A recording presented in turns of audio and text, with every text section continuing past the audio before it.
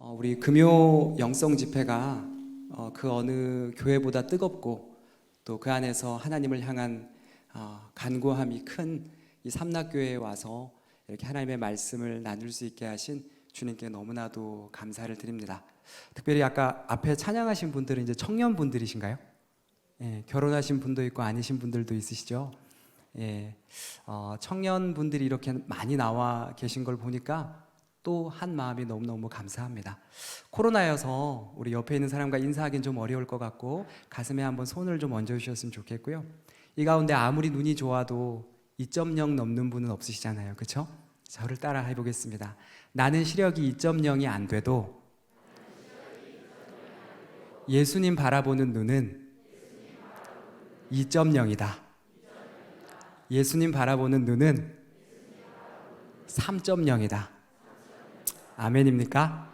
네, 오늘 예배를 통해서 우리 2.0 안 돼도, 우리 육신의 눈은 2.0 안 돼도 하나님 바라보는 눈은, 예수님 바라보는 눈은 2.0 되는, 3.0 되는 은혜의 시간 됐으면 좋겠습니다. 아멘입니까? 네.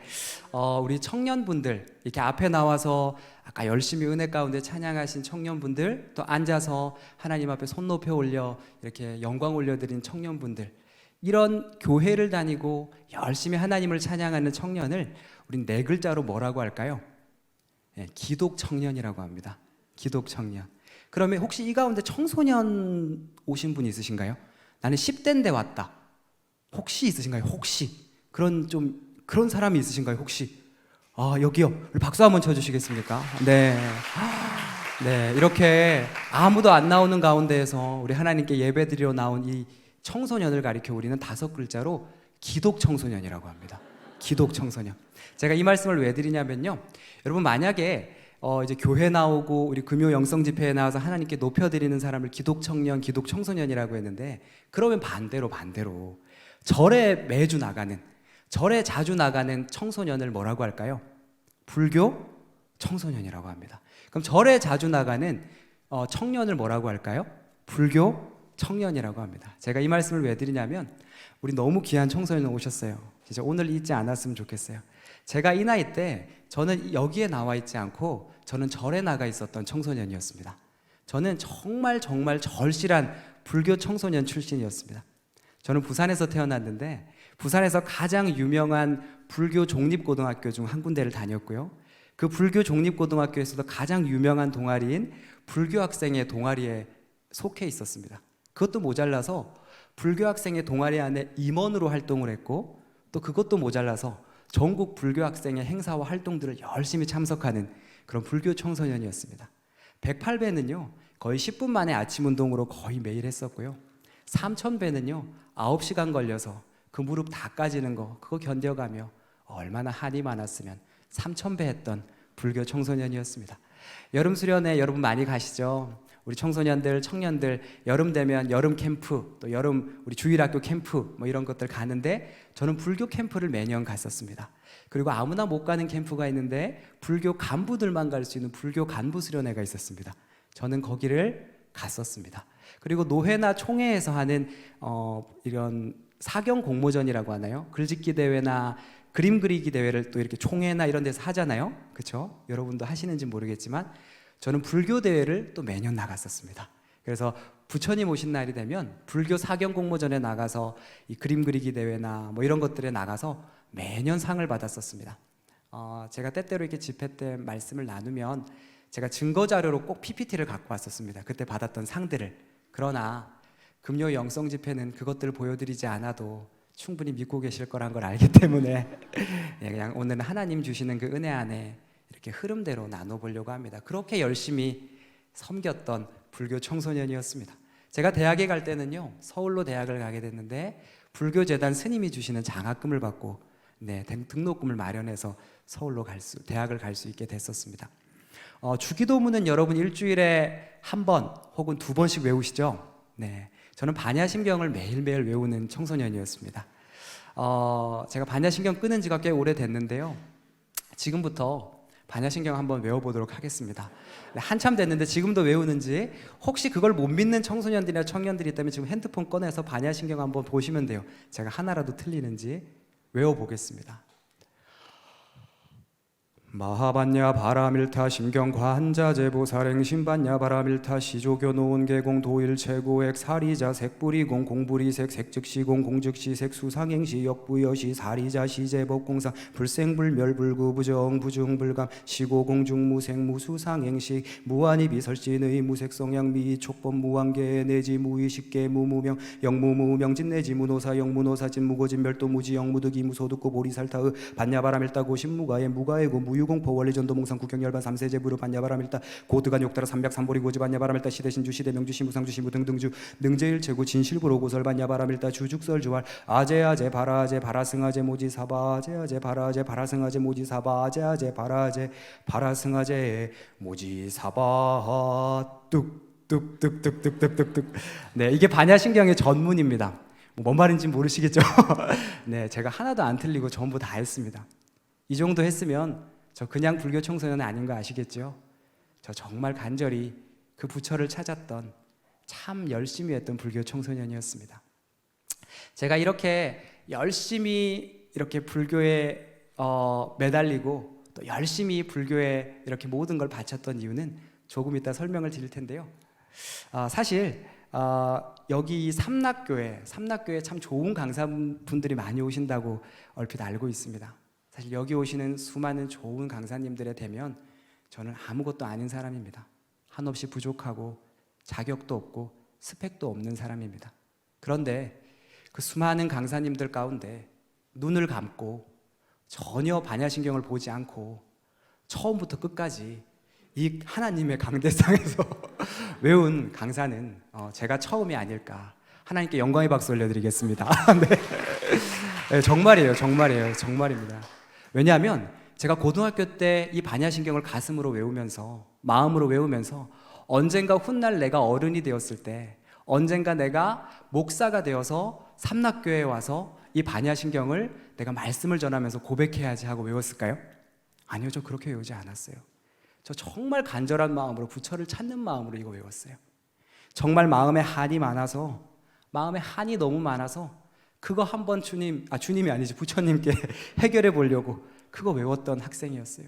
그런데 하나님께서는 한참의 시간이 지나서 불교의 경인 반야신경조차도 당신의 손에 들려지니까 불교의 것인 반야신경조차도 하나님을 드러내는 도구로 사용하시더라고요.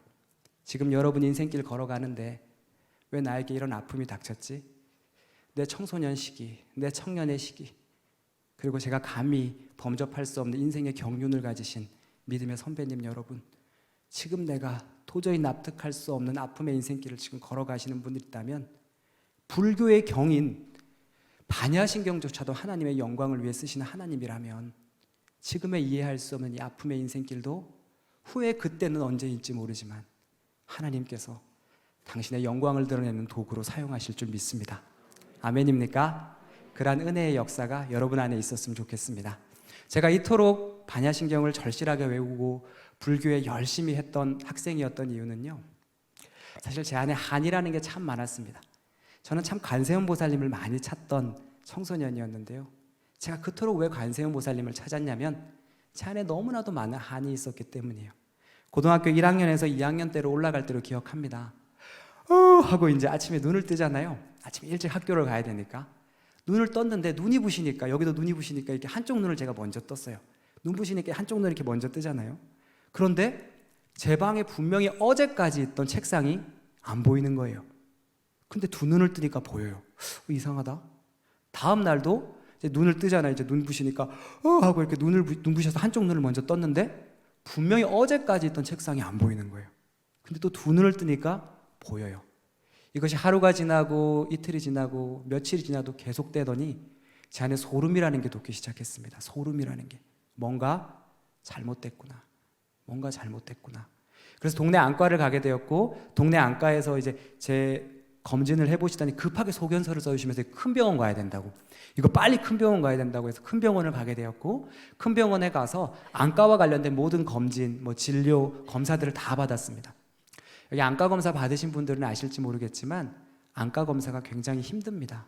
고통스럽고 어렵습니다.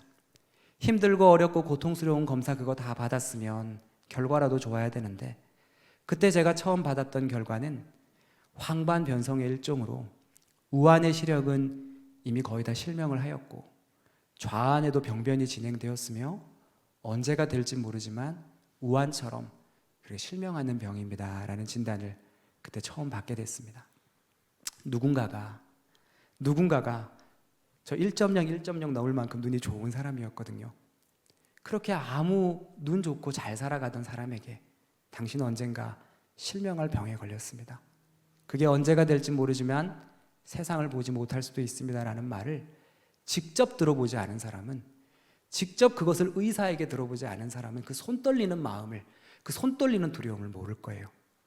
많이 무서웠고 많이 떨렸고 내일 아침에 안 보이면 어떡하지? 내일 아침에 안 보이면 어떡하지? 하며 참 많이 힘들었던 시간을 보냈습니다. 오늘 본문에 보면 날 때부터 맹인된 사람이 나옵니다. 예수께서 길을 가실 때에 날 때부터 시각장애인 된 사람을 보시죠. 제자들이 묻습니다.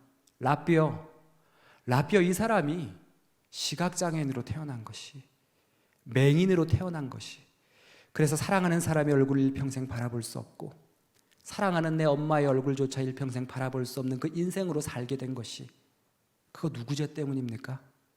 그 도대체 누구 죄 때문입니까? 이 사람의 죄 때문입니까? 아니면 이 사람의 부모의 죄 때문입니까? 제자들이 예수님께 물었던 그 질문은요, 굳이 제가 이 시대적 상황과 배경을 설명드리지 않아도요, 불교를 믿고 있던 저의 생각과 거의 유사했습니다. 거의 일치했습니다. 양진철, 네가 실명할 병에 걸린 거 그거 네가 전생에 지은 업 때문이야. 네가 과거에 지은 죄 때문이야. 양진철, 네 사랑하는 동생이 뇌에 이상이 있어서 태어날 때부터 지적장애인, 자폐성 발달장애인으로 태어난 거 그거 네가 전생에 지은 업 때문이야. 과거에 지은 죄 때문이야. 양진철, 네가 그 어린 나이에 부모님이 그렇게 다투시고 결국 어머니는 나가시고 부모님 이혼하신 것, 그렇게 가정에 산산조각 난 거 그거 네가 전생에 지은 업 때문이야. 네가 과거에 지은 죄 때문이야. 제게는요, 사랑하는 동생이 한 명 있습니다. 너무너무 사랑하는 동생인데요, 제 동생은 태어날 때부터 뇌에 이상이 있어가지고 지적장애인, 자폐성 발달장애인으로 태어났습니다. 내년에 나이가 30살인데 지능이 3살 정도밖에 되지 않는 자폐성 발달장애인입니다. 동생이 태어났을 때 부모님이 참 많이 다투셨습니다. 그때는 부모님도 연소하셨기에 정말로 이루 말할 수 없는 아픔 앞에 견딜 수 없었겠죠. 가정 안에 아픈 아이가 태어난다는 것은, 그리고 그 온전하지 못한 아이가 가정에 있다는 것은 그 한 아이만의 문제가 아니라 한 가정을 깨뜨리게까지 만들기도 합니다. 너무너무 쉽지 않은 고통이기 때문입니다. 그렇게 부모님 심하게 다투시더니 결국에는 제가 여기서 다 입에 담을 수 없을 정도로 끔찍하게 다투셨고, 결국 그날 밤 어머니는 집을 나가셨고 부모님은 완전히 이혼을 하셨습니다. 그때 우리 동생 나이 8살이었습니다. 동생이 8살이었을 때 저는 하루아침에 동생을 보살펴야 하는 부모로서의 역할을 감당해야 했어요. 저희 아버지는 공장에서 일을 하셨고 며칠 있다가 들어오시는 그런 일을 하셨기 때문에 결국 제가 동생을 보살필 수밖에 없는 환경이었습니다. 그렇게 담임 선생님한테 이런 사연을, 상황들을 설명을 드렸고, 선생님 제가 동생을 학교를 보내야 돼서 제가 다른 친구들보다 조금 늦게 등교를 하고, 그리고 다른 친구보다 좀 빨리 하교를 해서 그렇게 동생 좀 챙기겠습니다 하고 허락을 받게 되었고, 그렇게 다음 날부터 동생 아침 깨워가지고 화장실 데리고 가가지고 얼굴 씻기고 로션 바르고 그 다음에 요거 김 싸가지고 입에다가 먹이고 옷 헐레벌떡 입히고 그렇게 학교 보내고, 저도 헐레벌떡 학교 갔다가 또 이렇게 하교하고 그런 시간들을 보냈었습니다. 그런 시간들이 차츰차츰 길어지면서 1년, 2년, 3년, 4년 계속되면서 저도 참 쉽지 않고 지쳐가더라고요. 그래도 제 안에 어떤 생각이 있었냐면, 내가 잘하면 되지. 진철이가 공부 열심히 해서 좋은 대학 가고 성공만 하면 우리 집 가난해도 잘 살릴 수 있고, 내 동생 아파도 내 동생 데리고 좋은 데 데리고 갈 수 있고, 나만 성공하면 우리 집은 너무 힘들지만 내 동생은 비록 아프지만 나만 성공하면 동생 데리고 좋은 데 살면서 좋은 데 데리고 갈 수 있지 하면서 공부를 열심히 했습니다. 그리고 실제 성적도 그렇게 나쁘지 않았습니다. 그런데 얼마 지나지 않아서 황반변성의 일종으로 언젠가 우한처럼 실명할 겁니다라는 진단을 받게 됐을 때는, 그런 통보를 받게 됐을 때는 이젠 내 힘으로 어떻게 할 수 있는 게 없어지는 거잖아요. 이젠 내 힘으로 내가 뭔가 공부를 열심히 한다고 해서 될 수 있는 게 아닌 거잖아요. 이젠 내가 무엇인가 해도 할 수 없다는 걸 깨달았을 때, 그러니까 내 힘으로는 아무것도 할 수 없다는 걸 깨달았을 때 제 안에 이 멘탈의 붕괴가 오기 시작했어요. 그러니까 모든 것이 무너지는 게 오기 시작했어요. 그래서 학교를 가다 말다 하고, 갈 때도 있고 안 갈 때도 있고, 그냥 가다 말다 그냥 학교를 다니고, 그리고 학교에 와도 저기 맨 뒷자리에서 그냥 엎드려 가지고 선생님은 수업하세요, 나는 잘게요 하면서 그냥 매일매일 엎드려 있었어요. 그런 시간이 너무너무 오래 계속되니까 제가 너무 불쌍해 보였나 봐요. 제가 너무 불쌍해 보였는지 제 친구 중에 우리 청소년 여기 한 명 있죠. 그런 청소년 됐으면 좋겠어요. 제가 엎드려 있으니까 그 청소년이, 그 친구가 내가 너무 불쌍해 보였나 봐요. 그래서 저에게 다가와서는 자기가 듣고 있던 이어폰 하나를 주면서, 철아, 이거 한번 들어봐라 하면서 저한테 무슨 이어폰을 하나 귀에 꽂아주는 거예요. 뭔데? 하고 이걸 이렇게 들어봤죠. 그 곡을 들어봤는데 제가 태어나서 처음 듣는 곡이었어요. 그리고 거기에 나오는 가사는 누군가 나의 인생을 알고 쓴 가사 같았어요. 어떻게 내 인생을 알고 이런 가사, 이런 노래를 쓸 수 있지? 그 노래는 이거였어요. 아까 불러주셨던 나 가진 재물 없으나, 나 가진 지식 없으나, 나 남에게 있는 건강 있지 않으나, 나 남이 없는 것 있으니, 나 남이 못 본 것을 보았고, 나 남이 듣지 못한 음성 들었고, 나 남이 받지 못한 사랑을 받았고, 나 남이 모르는 것 깨달았네. 래퍼가, 이 랩 잘하는 래퍼들이 이 랩을 잘하면 이 가사가 귀에 확 박힌다 그러잖아요. 완전히 제 얘기인 거예요. 완전히 제 얘기인 거예요. 나 가진 재물 없으나. 저희 집 정말 가난했거든요. 반지하에 동생하고 이렇게 둘이 살면서 아침에는 동생이 이렇게 보낼 때 라면 끓여가지고 면 먹이고 동생 보내고, 그 국물 남겨놨다가 동생하고 저녁에 만나면, 오후에 만나면 그 국물에다가 밥 말아서 먹고, 다음 날에는 다른 라면 사가지고 또 라면 끓여가지고 아침에 면 먹여 보내고, 저녁에는 그 라면 국물 남겨놨다가 맛이 좀 다르거든요. 맨날 똑같은 거 먹으면 맛없으니까 밥 먹고, 다음 날은 또 다른 라면 사가지고 아침에 그거 먹여 보내고. 저희 집 참 힘들고 가난했어요. 나 남이 가진 지식 없으나. 실명한다는데 공부해서 뭐예요? 열심히 공부해봤자 실명하면 다 필요 없는 거잖아요. 혹시라도 공부 열심히 했다가 눈 너무너무 혹사했다가 더 안 보이게 되면 어떡해요? 공부 안 할 수밖에 없었지요. 나 남이 가진 지식 없으나. 그리고 나 남에게 있는 건강 있지 않나. 저는 실명할 병에 걸렸다 그러죠. 제 동생은 일평생 봉양해야 하는, 죽을 때까지 봉양해야 하는 발달 장애인이지요. 저희 아버지는 그때 당시 너무 힘들고 아프셔서 일주일에 술을 8번씩 드리는 알코올 중독자셨어요. 하루도 술을 드시지 않고는 견딜 수 없는, 하루도 무엇인가 부수지 않고는 견딜 수 없는 알코올 중독자셨어요. 저희 집에는 온전한 사람이 단 한 명도 없었어요. 근데 나 남이 없는 게 있으니. 근데 나 남이 없는 게 있대요. 나 남이 못 본 것을 보았고, 나 남이 듣지 못한 음성을 들었고, 나 남이 받지 못한 사랑을 받았고, 그리고 나 남이 모르는 것 깨달았대요. 제가 그때 당시 절실한 불교 청소년이었잖아요. 저희 학교가 불교 종립고등학교여서 엄청나게 큰 법당이 저희 학교 안에 있었어요.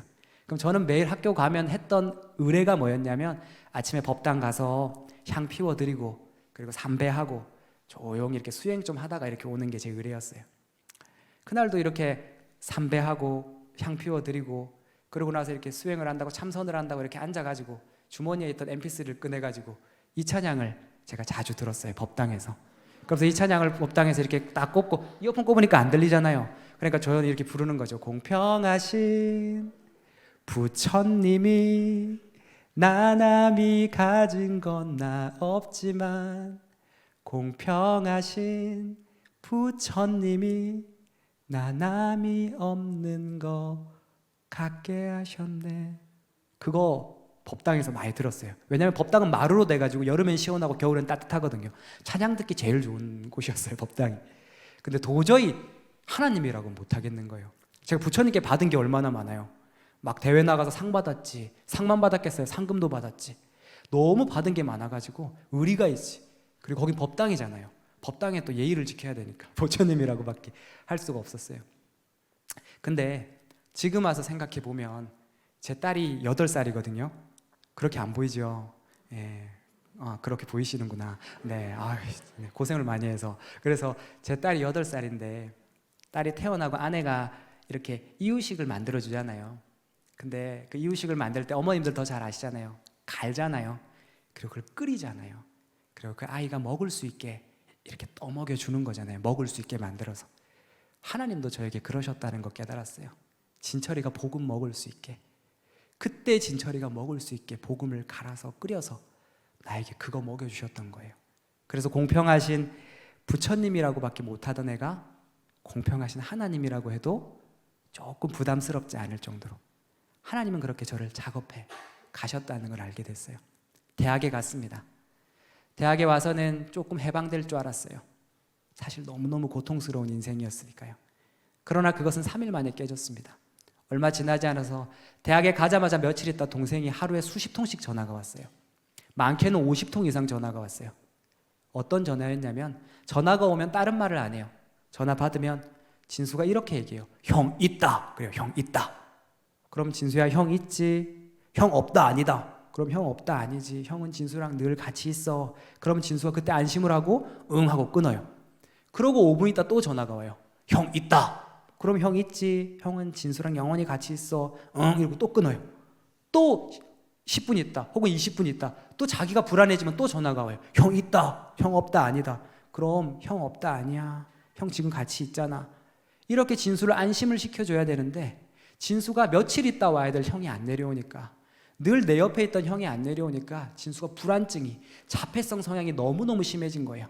시간이 지나면 지날수록 심해져서 그 증상은 너무 심해졌고 아버지께서 너무 급한 마음에 전화를 자주 했어요. 큰일 났다 진철아.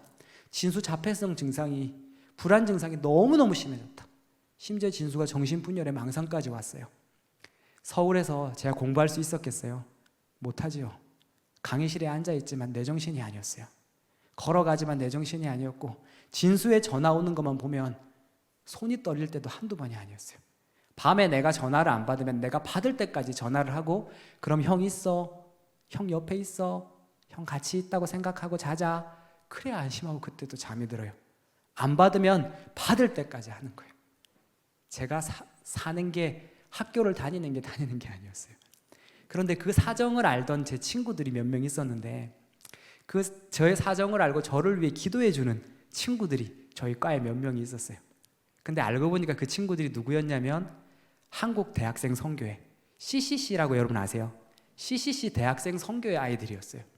그 친구들이 저의 이 사정을 알고 저를 위해 기도해 주었고 사실 저를 위해 기도해 주는 게 감동이 됐던 게 아니라 내 동생을 위해 기도해 준다는 그들의 말에 이루 말할 수 없는 위로를 얻었어요. 그래서 그들의 손에 이끌려서 조그만 동방을 따라가게 됐어요. 동아리방이라고 하죠. CCC 동아리방에 따라갔더니 저를 알지도 못하는 수많은 사람들이 내 동생을 위해서 내 부산에 있는 동생을 위해서 그렇게 눈물로 기도해 주는데 제가 거기서 어떻게 안 울 수가 있었어요. 하나님은 믿지 않았지만 하나님에 대한 인상을 하나님은 그렇게 조금씩 또 작업해 가셨어요. 그리고 그들의 손에 이끌려서 제가 CCC 여름수련회를 따라가게 됐습니다. 한 10,000명 정도 청년들이 모이는 집회거든요. 그날 비가 주룩주룩 내리던 날이었는데 비가 주룩주룩 내리던 날 10,000명이니까 실내에서 예배를 못 드리잖아요. 야외에서 비 맞으면서 예배 드렸어요. 근데 저는 그때 그날의 비가 나를 위해 흘리는 주님의 비라는 걸 저는 알고 있어요. 왜냐하면 저 그 비 맞으면서 하나님 만났거든요. 그곳에서 예배 드리는 가운데 그곳에서 하나님을 찬양하는 그 순간 가운데 그곳에서 무릎을 꿇으며 내가 당신을 믿습니다라고 고백했던 그 시간이었거든요. 그 구체적인 이야기는 제가 방송에서 했습니다. 그러니까 알아서 보시고요. 어쨌든 저는 그때 정말로 하나님을 만났습니다.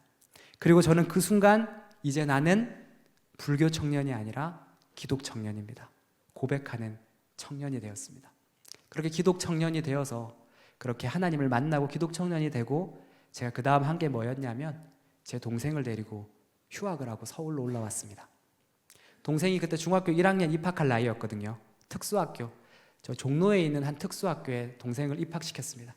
그리고 거기서 멀지 않은 곳에 반지하방을 구해서 동생하고 둘이 살면서 저는 휴학을 했기 때문에 동생을 챙겨줄 수 있었어요. 그래서 아침에 그 특수학교에 진수가 잘 적응할 수 있도록 그렇게 챙겨주면서 진수가 몇 개월 동안 잘 적응하는 것을 보면서 진수가 어느 정도 그 특수학교에 중학교 1학년 과정 잘 적응하는 걸 보고 저도 맞춰서 복학을 다시 하게 되었던 거예요. 그렇게 우리 둘만의 그렇게 서울 생활이 시작되었고 그렇게 우리 둘이 그렇게 서울 생활하며 살게 되었어요. 그리고 제가 동생에게 꼭 해주고 싶었던 게 하나가 있었어요. 그게 뭐냐면 저는 기독 청년이잖아요. 그러니까 저는 어디 가겠어요? 천국 가잖아요. 죽으면 하나님 나라 가잖아요.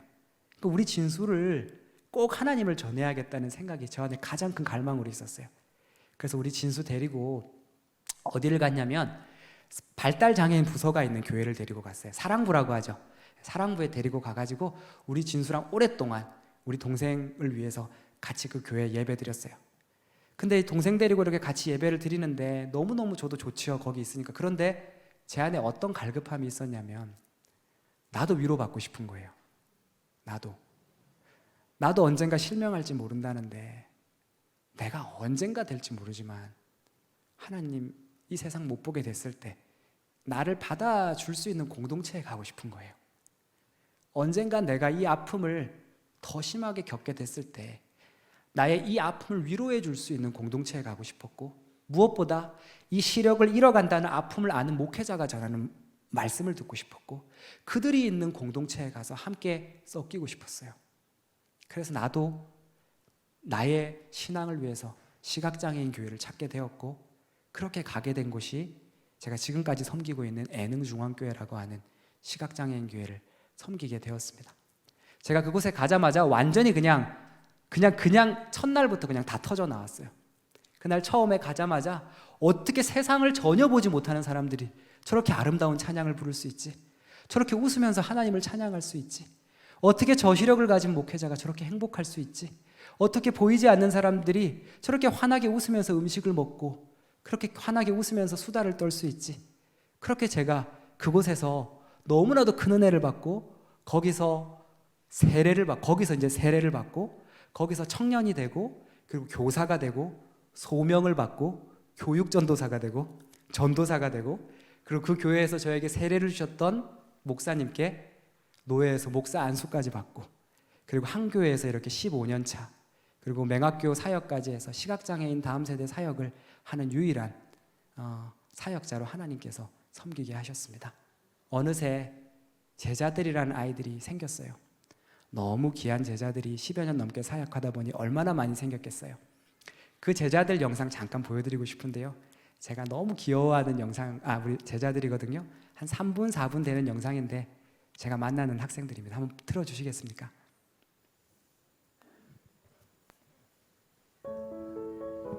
딱 하루만 볼 수 있다면, 딱 하루만 보게 된다면 꼭 하고 싶은 3가지는 무엇인가요?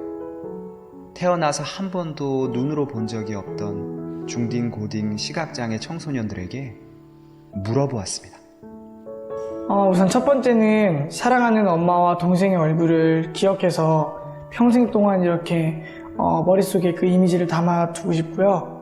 또 두 번째는 사람들이 맨날 너무 이쁘다, 너무 진짜 이쁘게 생겼다 이렇게 하는 그 누나들의 얼굴을 한번 직접 보고 싶어요. 되게 이쁜 게 뭔지 되게 궁금해요. 그리고 세 번째는 제가 농구를 너무너무 좋아하는데 이제 저희 시각장애인들 이 농구하려면 이제 안 보이다 보니까 골대 밑에다가 이제 스피커를 두고 소리를 듣고 이제 공을 던지는데 그게 너무 한계가 있다 보니까 비장애인들과 함께 하기가 좀 어려워요. 그래서 비장애인들과 자연스럽게 좀 어울리면서 농구를 해보고 싶어요. 첫 번째는 이제 제 생긴 그런 모습을 이렇게 보고 싶은데 평소에 이제 사람들이 저에 대해서 어떻게 생겼다 이렇게 뭐 얘기를 해주시는데 많이 뭐 그런 거를 듣는 게 아니라 제가 뭐 거울로 이렇게 제 얼굴을 보면은 제가 또 제 모습을 또 알 수 있지 않을까 해갖고 이렇게 제 그 생긴 모습을 보고 싶고요. 두 번째는 그 주변에 왜 저희 가족들이나 뭐 되게 도움을 많이 주신 분들이 되게 많은데 그런 감사한 분들 그리고 우리 친구들의 그런 모습들을 제 눈으로 보고 싶습니다. 그리고 세 번째는 제가 여가 시간에 유튜브나 뭐 영상 매체 같은 걸 이렇게 많이 듣는데 지금까지 그런 데 나오는 그런 뭐 모습이나 뭐 형체 같은 것들은 제가 못 봤으니까 그렇게 보게 된다면은 뭐 귀로만 그런 영상 매체들을 듣는 게 아니고 그 눈으로 이렇게 직접 보는 시간이 있었으면 좋겠어요. 제가 제일 첫 번째로 보고 싶은 것은 주변에 고마운 사람들 얼굴인데요. 일단 아무래도 맨날 목소리만 듣다 보면은 이 사람 얼굴은 어떻게 생겼을까 상상하는 것도 있는데 그거랑 비슷할지 다를지도 궁금하고 평소에 제가 학교에서도 그렇고 보이는 친구들한테 많이 도움을 받는데 오히려 제가 잘 보이게 되면은 그런 친구들도 많이 도와주고 저처럼 평소에 그냥 놀던 친구들한테도 많이 좋은 사람이 더 도와줄 수 있으면 좋겠어요. 그리고 두 번째로 인터넷 검색을 하고 싶은데 인터넷에는 아무래도 하루라는 시간 안에 제일 많은 것을 경험할 수 있는 곳은 인터넷 같아요. 저는 일단 많은 정보가 담겨 있고 보고 싶은 것은 무조건 검색하면 바로 사진으로든 영상으로든 볼 수 있으니까. 그리고 세 번째로는 운동을 보면서 직접 하고 싶은데 뭐 야구를 제가 좋아하는데 야구 선수들이나 뭐 그렇게 하는 응원하고 그런 광경을 직접 가서 소리만 듣는 게 아니고 눈으로 보면 참 감동적일 것 같고 직접 동생이랑 뭐 아빠랑 운동장에 가서 눈으로 보면서 또 즐기는 것도 참 뜻깊은 그런 경험이 될 것 같아요.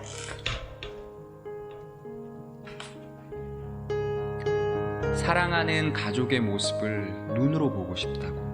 남이 아니라 내가 내 얼굴 직접 거울로 보고 싶다고. 딱 하루밖에 볼 수 없다면 인터넷을 통해서라도 보고 싶던 것들을 최대한 하루 만에 많이 보겠다고. 그렇게 고백한 우리 다시청 친구들의 고백이 마음에 많이 남습니다. 네, 감사합니다. 오늘 본문에 보면 예수께서 길을 가실 때에 날 때부터 맹인된 사람을 보십니다. 예수께서 길을 가실 때에 날 때부터 맹인된 사람을 보신지라. 저는 이 한 절 말씀 앞에 참 많이 울었습니다. 예수께서 길을 가실 때에 날 때부터 맹인된 사람을 보신지라. 육적인 맹인은 세상을 볼 수 없는 맹인은 세상을 볼 수 없어서 예수님을 볼 수가 없습니다. 안 보이니 어떻게 예수님을 볼 수가 있습니까? 그런데 오늘 본문은 이렇게 말합니다. 예수께서 길을 가실 때에 육적인 맹인은 예수님을 볼 수 없지만 예수께서 맹인을 보신지라. 예수께서 맹인을 보신지라.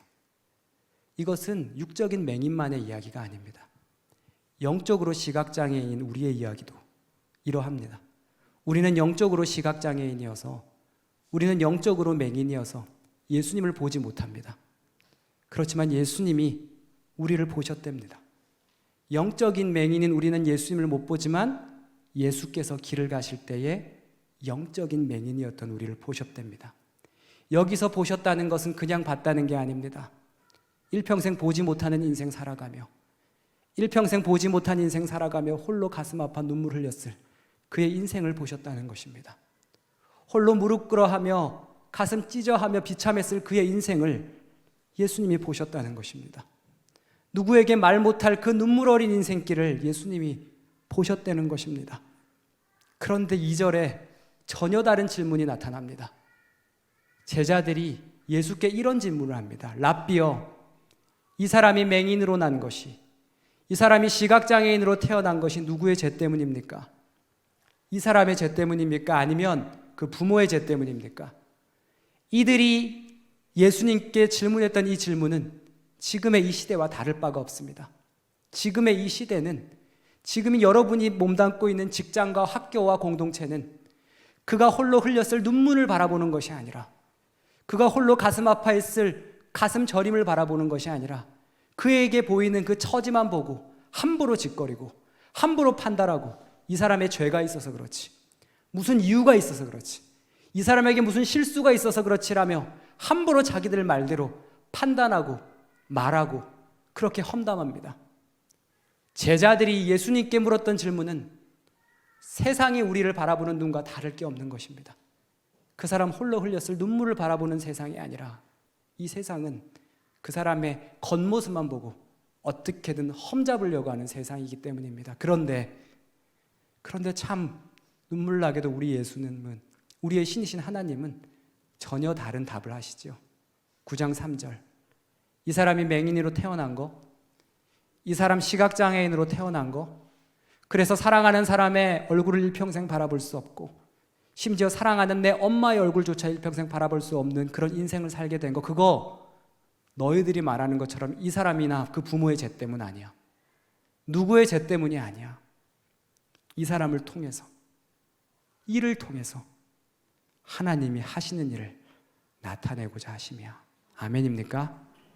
이 사람의 아픔을 통해서, 이 사람이 홀로 흘렸던 눈물을 통해서, 이 사람이 걸어갔던 그 삶을 통해서 하나님이 역사하실 것이고, 하나님은 이것을 통해 하나님이 하시는 일을 나타낼 것입니다. 그렇기 때문에 불경조차도, 불교의 것인 불경조차도 하나님의 도구로 사용하신 그 하나님의 능력이라면, 지금 맹인과도 같은 아픔의 눈물의 인생길을 걸어가고 있는 여러분 계십니까? 하나님이 하시는 일을 나타내는 도구로 사용하실 것입니다. 우리는 그때가 언제인지는 모르지만 하나님이 그리 사용하겠다 하실 때 그렇게 쓰실 것입니다. 그리고 그것 때문에 수많은 영혼들이 주님 만날 것입니다. 죽지 마십시오.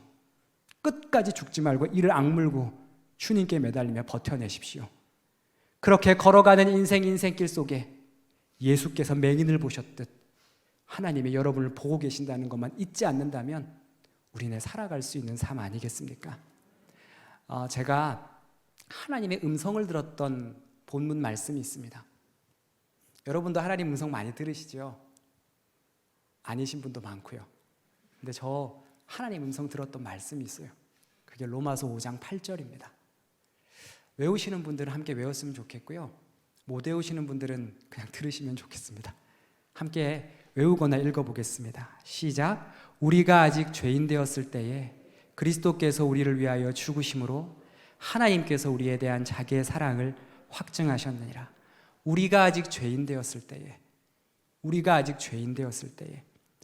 제가 너무 힘들고 아플 때, 너무 고통스럽고 힘들 때, 우리가 아직 죄인 되었을 때라는 이 말이 곰곰이 생각해 보니까 이 시대는요, 죄를 지어서 죄인이 되는 시대가 아니더라고요.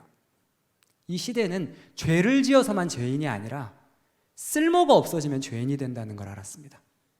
세상에 쓸모가 없어지면 죄인 아닌 죄인이 되는 시대 아닙니까? 부모가 내 자식 학비 하나 제대로 못 보태주면 그게 죄는 아닌데 부모는 죄인 아닌 죄인이 됩니다. 자식이, 여기 청년들 아까 나와서 열심히 찬양해 주셨는데요, 자식된 자로서 우리 엄마 아빠 얼마나 고생하면서 나 키웠는지 아는데 나 어느새 20대 되고 30대 됐으니 우리 엄마 아빠 호강시켜 드려야 되는데 아직도 손 벌리고 있는, 아직도 부모 돈 타고 살아가야 되는 내 인생 생각하면 그게 죄는 아닌데 죄인 아닌 죄인이 됩니다. 직장에서는 안 그렇습니까? 능력이 없으면 그게 죄는 아닌데 죄인 아닌 죄인이 되고요. 교회도 마찬가지입니다. 사역자가 능력이 없으면 그게 죄는 아닌데 죄인 아닌 죄인이 됩니다. 그러니까 이 세상은 쓸모가 없어지면 죄인 아닌 죄인이 됩니다. 쓸모없는 사람은 버림받는 게 이 세상이죠. 그런 생각들 속에, 그런 아픔들 속에 제가 메시지 성경이라고 하는 유진 피터슨이 쓴 메시지 성경을, 이 본문을 읽게 되었는데요, 유진 피터슨이라고 하는 분이 썼던 메시지 성경에서 로마서 5장 8절은 우리가 아직 죄인 되었을 때라는 말을 이렇게 의역을 번역을 했습니다. 우리가 아직 죄인 되었을 때를 그는 우리가 그분께 아무 쓸모가 없을 때에, 우리가 그분께 아무 쓸모가 없을 때에, 우리가 그분께 아무 쓸모가 없을 때에 그리스도께서 우리를 위하여 죽으심으로 하나님께서 우리에 대한 자기의 사랑을 확증하셨느니라. 쓸모가 없어지면 이 세상은 버립니다. 쓸모가 없어지면 버려지는 게 당연한 게 아닙니까? 그러나 나의 하나님이신 예수님은, 나의 주이신 하나님은 우리가 그분께 아무 쓸모가 없는데도 불구하고 그분의 사랑을 자신이 죽으심으로 확증하셨답니다. 제가 손에 좀 땀이 나네요. 제가 너무나도 이 말씀 때문에 너무나도 큰 은혜를 받고 또 하나님의 음성을 경험하면서 예전에 이제 제가 장신대를 나왔는데요. 저희 학교에서 상담학을 가르치셨던 교수님이 설교 가운데 한 기사를 예화로 드신 적이 있었습니다.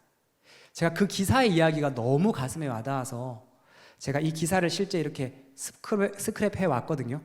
이 기사를 좀 설명해 드리고 싶습니다. 이 기사가 어떤 내용이냐면요. 제목은 이렇습니다. 12달러 금붕어를 위해서 500달러 쓴 여성. 이게 이제 기사의 제목이에요. 그러니까 쉽게 말하면 한 여성이, 호주에 한 여성이 있었습니다. 그 여성분이 계셨는데 그분이 12달러에 그 금붕어를 하나 산 겁니다. 우리 돈으로 한 15,000원 주고 금붕어를 산 거예요. 우리도 뭐 이마트나 홈플러스나 수족관 가면 살 수 있잖아요. 15,000원 주고 금붕어를 샀는데, 그래가지고 그 금붕어가 너무 귀엽고 사랑스러워가지고 어항을 만들어가지고 거기에 수초도 놓고 막 돌도 깔고 막 빠글빠글 뽀글뽀글 막 이런 것도 해주고 하면서 그 금붕어를 이름까지 지어줬대요. 이름이 뭐냐면 정복이었어요.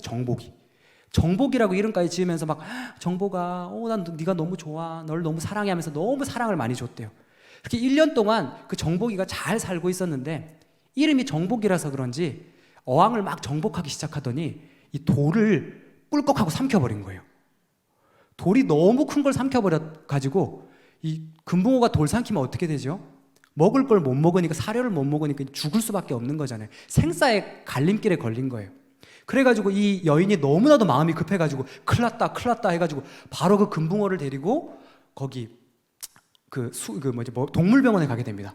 동물병원에 가게 되는데 그 동물병원에서 이제 그 금붕어가 몸속에 있는 돌을 빼내기 위해서 막 마취를 하고 마취약을 투여를 하고 막 그 어항에 마취액을 투여를 하고 그리고 그 안에 있던 그 돌멩이를 빼고 또 빼고 나니까 정신적 충격을 좀 받았잖아요, 금붕어가. 그래서 그 금붕어를 위해서 1박 2일 동안 가료를 시켜주고 입원을 시켜주고 했던 비용이 총 얼마가 들었냐면 수술비 100달러, 그리고 병원에서 1박 2일 동안 그 정신과적 어떤 치료, 그런 거 했던 거 400달러, 총 500달러가 들었어요.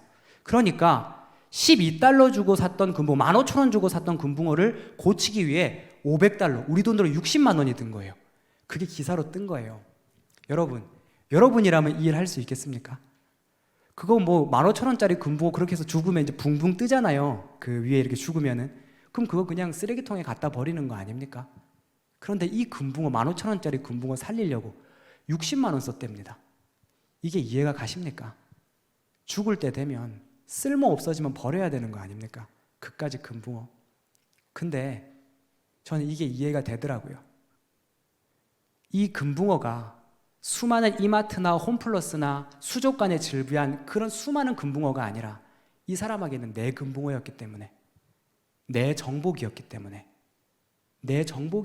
60만 원 쓸 수 있었던 거 아닙니까? 제가 이 이야기 읽으면서, 이 기사 읽으면서 누구 떠올랐냐면 제 동생 떠올랐습니다. 제 동생은 아까 말씀드린 것처럼 내년에 나이가 30인데 지능이 3살밖에 되지 않습니다. 장애가 어느 정도 심하냐면 동생이 특수학교를 졸업하고 나서, 우리 같은 발달장애 아이들은 졸업하고 나면 진짜 문제입니다. 보내야 될 때가 많지 않거든요. 그래서 보호작업장이나 센터나 시설을 보내야 되는데 동생을 어떻게 알게 해서 보호작업장을 보냈더니 얼마 지나지 않아가지고 전화가 오는 거예요. 따르릉 하고. 진수 형이시죠? 진수 씨가 너무 폭력성이 심하고 자폐성 성향이 너무 심하고 정신분열이 너무 심해서 우리 센터에서 못 받아줄 것 같습니다. 그렇게 얼마 다니지 않아서 퇴출을 당했어요. 내가 그러고 열받아가지고 여기밖에 없나 하고 딴 데 찾아봤죠. 거기에 또 등록을 시켰더니 또 얼마 지나지 않아서 또 전화가 왔어요. 진수 씨 형이죠. 진수 씨가 너무 장애가 심해서 우리 기관에서 못 받아줄 것 같습니다. 그렇게 두 번째, 세 번째, 네 번째 보내면 퇴출을 당하고 보내면 퇴출을 당했어요. 제가 아는 목사님이 계셨어요. 목사님이 운영하시는 보호작업장이 있었거든요. 장애인 보호작업장. 거기에 보내면 우리 진수 이제 받아줄 수 있는 거잖아요. 아는 사람이니까. 우리 인맥이 중요하잖아요. 근데 거기서도 얼마 지나지 않아서 우리 진수 너무 장애가 심해서 못 받아줄 것 같습니다. 또 퇴출을 당했어요. 그러고 나서 좀 시간이 지나고 우리 교회 권사님 중에 한 분이 계속 후원하던 어떤 시설이 있었대요, 옛날에. 그래서 큰 돈을 후원했던 시설이었기 때문에 우리 진수 거기 보내면 받아줄 거다. 앞으로를 생각해서 우리 진수 거기 시설 보내는 게 맞는 것 같다. 눈물을 머금고 보냈어요. 그리고 우리도 한 달에 몇 번씩 갔어요. 그리고 매달 후원금도 보냈어요. 자, 그러면 시설 입장에선 좋은 사람이 들어온 거 아니에요? 근데 이거 역시도 오래 지나지 않아서 어느 정도 시간이 지나서 저희에게 전화가 와서 도저히 우리 진수는 너무 장애가 심해서 우리 시설에서 받아줄 수 없을 것 같습니다. 퇴출을 당했어요. 보내면 퇴출을 당하고 보내면 퇴출을 당하고 이 땅에 장애인으로 태어나서 장애인으로 태어난 것도 가슴 저린 일인데 부모 사랑 제대로 받지 못해서 그런 건지 모르겠지만 내 동생은 장애가 너무나도 심했고 장애인 기관에서조차 받아주지 않는, 그래요, 아까 그 말씀처럼 세상에 쓸모없는 놈이 되다 보니 퇴출시키는, 받아줄 수 없는, 장애인 기관에서조차 받아줄 수 없는 아이가 내 동생이었어요. 모두가 받아주지 않는 내 동생이었지만, 그런데 그러니까 세상엔 쓸모없는 놈이었지만 그 놈을 사랑하는 사람이 있어요. 그게 누군지 아세요? 저예요. 다 내 동생 퇴출시켜도 그들이 그 맞는 말들을 가지고 근거 있게 다 말하고 다 맞는 말이에요. 그렇게 퇴출시켜도 그 녀석을 절대 포기할 수 없는 사람이 있어요. 그게 저예요. 왜냐하면 내 동생이잖아요. 내 하나밖에 없는 동생인데, 내 동생인데 어떻게 버려요? 내 동생인데. 어떤 서울대, 이 중에 서울대 다니는 청년도 있겠죠. 서울대 다니고 대기업에서 수백만 원 벌고 그런 놈이 있어도, 그런 놈이 내 옆에 있어도, 그 놈이 내 밑에 부하여도 나는 내 동생하고 못 바꿔요. 지능 3살밖에 안 된 내 동생이 더 소중해요. 왜냐고요? 세상에 쓸모없는 놈이라 할지라도 내 동생이니까. 내 동생이니까. 우리가 그분께 아무 쓸모가 없을 때에 그리스도께서 우리를 위하여 죽으심으로 하나님께서 우리에 대한 자기의 사랑을 확증하셨다라는 이 말이 이겁니다. 바로 이거예요. 여러분, 이 세상 살아가면서 내가 쓸모없게 여겨질 때 많지요. 내가 자식인데 공부 좀 더 잘하고, 내가 청년인데 좋은데 직장 취직해가지고 우리 부모님한테 호강시켜드리고 해야 되는데 그래 못 사는 내 모습 보면 참 쓸모없이 여겨지지요. 우리가 그분께 아무 쓸모가 없을 때, 우리가 세상에 아무 쓸모가 없는 것 같아도, 그런데 그리스도께서는 그런 너를 위해 죽으심으로 하나님께서 너에 대한 자기의 사랑을 확증하셨느니라. 세상에 다 쓸모없다 여겨도 너는 내 동생이야. 너는 내 아들이야. 내 딸이야. 내가 죽을 만큼 바꿀 수 없는, 바로 이것이 나의 존재적 가치로 새겨진다면, 오늘 주제가 내 삶을 깨뜨리는 뭐죠? 깨뜨립니다죠. 내 삶은 못 깨뜨리겠어요. 그거 하나 못 깨뜨리겠어요. 여러분 안에 그러한 은혜가 회복되시기를 원합니다. 세상이 우리를 쓸모없는 놈으로 여기고 아무리 무시해도 나를 아들로 여기시고, 나 하나밖에 없는 내 동생, 나 하나밖에 없는 내 아들, 내 딸이 나임을 절대 잊지 않았으면 좋겠습니다. 아멘입니까? 저를 따라했으면 좋겠어요. 내가 세상에 아무 쓸모가 없을 때에 그리스도께서 나를 위하여 죽으심으로 자기의 사랑을 확증하셨느니라. 아멘입니까? 그 사랑에 살아가는 우리임을 잊지 않았으면 좋겠습니다. 이제 설교를 거의 마무리하면서요, 제가 너무 존경하는 한 분의 이야기를 전해드리고 마치려고 합니다. 그분이 바로 이러한 인생을 사셨던 분입니다. 누구냐면 제 장모님입니다. 제 장모님은요, 그분 얘기로는 굉장히 예뻤대요. 어렸을 때, 초등학교 때 너무 예뻤대요. 막 꽃을 좋아하고 핀을 좋아하고 막 음악을 좋아하는 너무 예쁜 소녀였대요. 그분 말로는. 그렇게 너무너무 예쁜 그런 소녀였는데, 하루는 영호가 엄마 저녁 식사 준비하고 있을 테니까 저 나가가지고 친구들하고 소꿉놀이 좀 하고 온나, 친구들하고 놀다 온나 해가지고 또 말도 잘 듣는 소녀였대요. 그래서 엄마 네 하고 나가가지고 친구들하고 이렇게 소꿉놀이를 하고 있었나 봐요. 혼자서 했는지 소꿉놀이를 막 하고 있었는데, 그렇게 소꿉놀이를 하는 중에 저 멀리서 소꿉놀이 하기 너무 좋은 어떤 물건이 보였대요. 그게 뭔지는 모르겠지만. 그래서 그 물건을 가져다가 막 돌에다가 팍팍팍팍팍 치면서 뭔가를 만들어 보려고 팍팍팍 쳤는데 갑자기 펑 하고 터지더니 사정없이 그 파편이 온 몸에 박히고 얼굴에 박히고 눈에 박히기 시작했대요. 알고 보니까 그게 폭탄이었던 거예요. 폭탄이었던 거예요. 그 얘기를 들은 엄마는 거의 반 정신 나간 사람처럼 영옥이 어딨노 영옥이 어딨노 하면서 이제 그 장모님을 어깨에 이거 등에 짊어매고 막 이 병은 저 병을 다니셨대요. 우리 딸 살려야 된다고, 우리 딸 살려야 된다고, 우리 딸 살려달라고. 그런데 너무나도 심하게 박힌 그 폭탄 파편으로 인해서 눈과 얼굴에 이루 말할 수 없는 피가 철철 흘러나오기 시작했고, 너무너무 심하게 박힌 그 파편으로 인해서 우리 장모님 손가락의 마디마디가 거의 다 잘려 계세요. 마디마디를 자르지 않을 수가 없었고, 얼굴에 엄청난 흉터가 나지 않을 수 없었고, 그건 어떻게든 견딥니다. 눈에 박힌 그 엄청난 파편으로 인해서 안구를 적출할 수밖에 없었어요. 눈을 드러낼 수밖에 없었어요. 그때 우리 장모님 나이 초등학교 4학년이었대요. 초등학교 4학년 때 핀을 좋아하고 음악을 좋아하고 노래를 좋아했던 그 예쁜 소녀가 하루아침에 어제까지, 아니 방금까지 보던 엄마의 얼굴을 일평생 볼 수 없는 실명자가 된 거예요. 몇 년 동안 밖을 나오지 않았대요. 너무 무섭고 너무너무 고통스러웠대요. 그 어린아이도 아는 거예요. 그렇게 몇 년의 시간이 지나고 미션 스쿨, 기독교에서 만든 한 맹학교를 가게 됩니다. 그리고 그 맹학교에 가서 안마라고 하는 시각장애인 안마 기술을 배우고 그곳에서 예수라는 분을 만나게 됩니다. 그리고 조금 시간이 지나서 하나님의 은혜로 자신과 같은 시각장애인 남편을 만나고 하나님의 또 은혜로 임신을 하시게 됩니다. 한 달, 두 달, 세 달, 네 달, 다섯 달, 여섯 달 배가 불러오기 시작했대요. 그러면서 이렇게 기도하셨대요.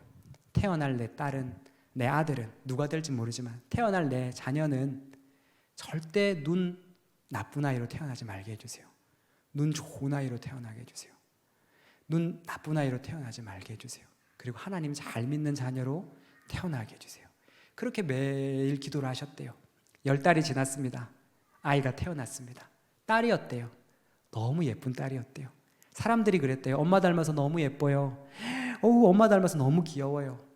그런데 정작 자신은 10달 동안 그 아이를 잉태하고 있었지만 그 아이를 잉태하고 있던 엄마는 자기가 낳은 딸임에도 그 아이의 얼굴을 보지 못합니다.